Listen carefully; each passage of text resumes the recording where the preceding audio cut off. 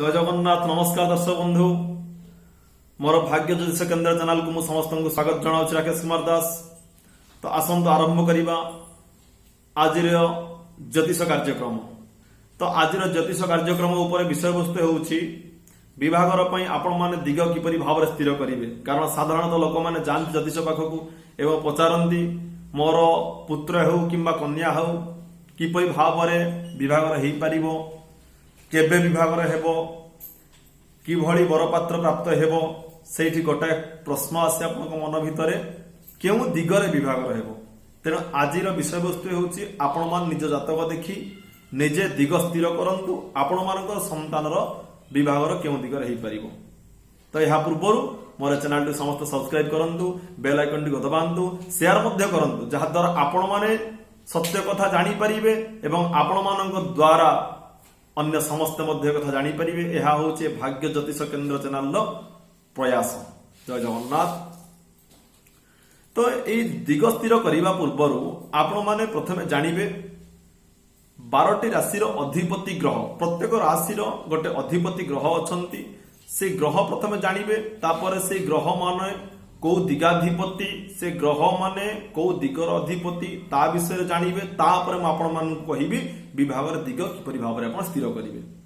तो आपण कागज कलम टे धरंतु, लिखि रखंतु राशि मानकर दिग, राशि मानकर अधिपति ग्रह। प्रथमे दिग लिखि दियंतु मेष, सिंह, धनु ये तीनोटी राशि दिग होची पूर्व दिग। वृष, कन्या, मकर ये हेले दक्षिण दिग। मिथुन, तुला, कुंभ ये हेले पश्चिम दिग। कर्कट, बिछा, मीन ये हेले उत्तर दिग। ये हेले राशि मानकर दिग। तापर आपण आसंतु प्रत्येक राशिर अधिपति ग्रह किए जानिबा, कारण ए ग्रह ही आपण मानक पई बहुत जरूरी। ए ग्रह द्वारा ही आपण मान दिग स्थिर करि परिबे। तेणु राशि दिग अपेक्षा राशि मानकर अधिपति ग्रह विषय आलोचना करिबा दरकार। तो प्रथमे देखंतु मेष राशि। मेष राशिर अधिपति ग्रह हेले मंगल। वृष राशि अधिपति ग्रह हेले शुक्र। मिथुन राशि अधिपति ग्रह हेले बुध। कर्कट राशि अधिपति ग्रह हेले चंद्र। सिंह राशि रवि। कन्या राशि बुध। तुला राशि शुक्र। बिछा राशि मंगल। धनु राशि बृहस्पति। मकर, कुंभ ये दुईटी राशि अधिपति ग्रह हेले शनि। मीन राशि अधिपति ग्रह हेले बृहस्पति। यह भल भाव आप प्रथम लिखि दिंतु, नचेत आउ थे मोर चैनल टी आप देखिए। यापर आम जीवा ये ग्रह मानकर दिग गुड़िक आपण माने जानतु। रवि पूर्व दिगर अधिपति। रवि ग्रह को पूर्व दिगर अधिपति बोली आख्या दिया जाइछि। ताकर अधिकार होछि पूर्व दिगर। चंद्र उत्तर पश्चिम कोण, जहाकू आपण वायु कोण बोली कहंती, वायव्य कोण बोली कहा जाए। मंगल दक्षिण दिगर अधिपति। बुध हेले उत्तर दिगर अधिपति। बृहस्पति हेले पूर्व उत्तर कोण, जहाको ईशान्य कोण बोली कहा जाए। बृहस्पति पूर्व उत्तर कोण ईशान्य कोण अधिपति। शुक्र आपणकर पूर्व दक्षिण कोण, जहाको अग्नि कोण बोली कहा जाए। अग्नि कोण अधिपति शुक्र। शनि हेले पश्चिम दिगर अधिपति। एवं राहु केतुंकर आवश्यकता नाही, तथापि जानि थांतु राहु हेले नैऋत्य कोण, केतु हेले वायव्य कोण। तो राहु केतुर आवश्यकता एटी आपनको पड़िबो नाही। तो यहाँ पर आपण केमिति आपणकर जातकटिए देखि दिग स्थिर करि परिबे देखंतु। प्रथम जातकर देखंतु जेउठी ल लेखा जाइछि ताहा होछि लग्न।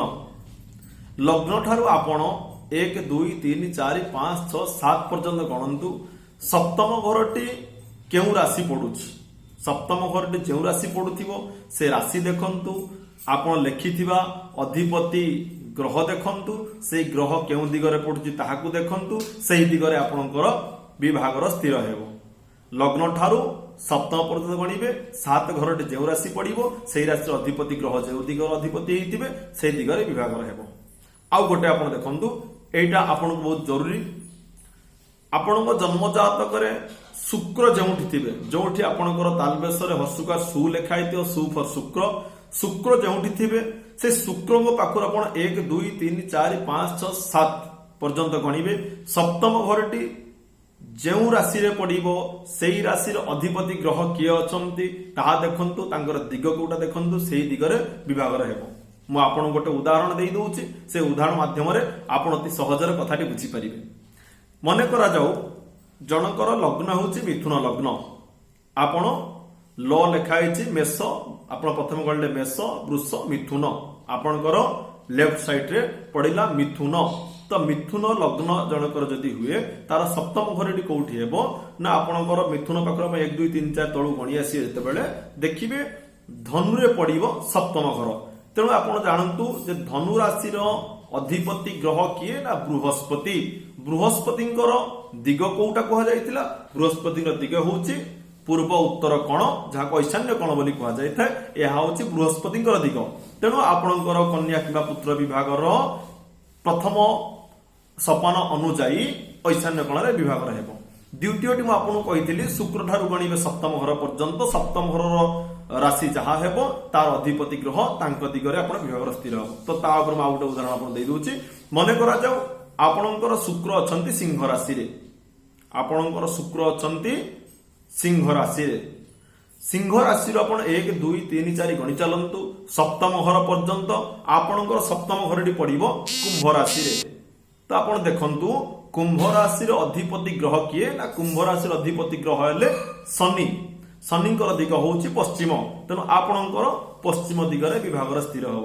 ଏହା ହଉଛି ରାଶି, ତାଙ୍କର ଅଧିପତି ଗ୍ରହ, ଗ୍ରହ ଅନୁଯାୟୀ ତାଙ୍କର ଦିଗ, ଦିଗ ଅନୁଯାୟୀ ଆପଣ ନିଜ ଜାତକ ଦେଖି ନିଜର ଦିଗ ସ୍ଥିର କରନ୍ତୁ। ତ ଆଜିର ବିଷୟବସ୍ତୁ ଥିଲା ବିଭାଗର ପାଇଁ ଦିଗ କିପରି ଭାବରେ ସ୍ଥିର କରିବେ। ତ ଏହା ଥିଲା ଆଜିର ବିଷୟବସ୍ତୁ। ତେଣୁ ଜାତକ ଦେଖନ୍ତୁ, ଦିଗ ସ୍ଥିର କରନ୍ତୁ।